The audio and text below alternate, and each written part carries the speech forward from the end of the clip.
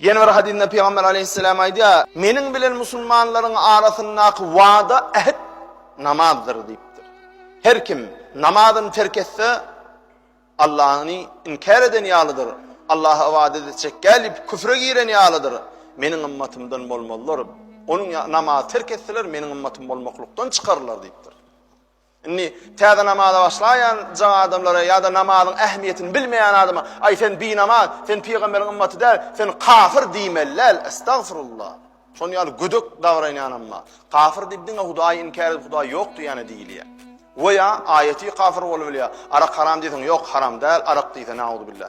Ya namaz farz diýdiň ýok, buýrana okadan bolýar, okamadan adama diýen etmeýän okamadan bolýar diýip hökm etse, Allah şonu ayeti kafir bolýar. Ýöne biziň türkmenlerimiz bilena bilmeyen bolsa ögretmeli. Oğlum namaz diýilýände biziň ýüzümizden tuwagydyr. Namazyň ähmiýetini düşünür.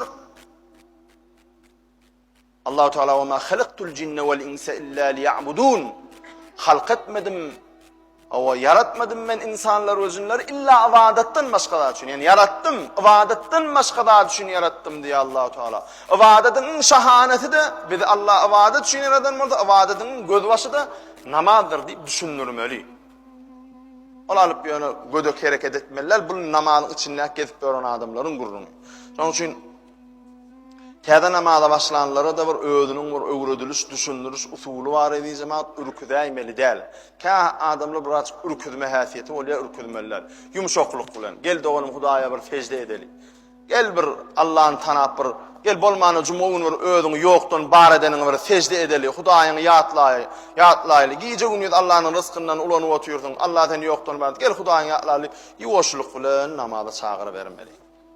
Borjumy dedi jemaat.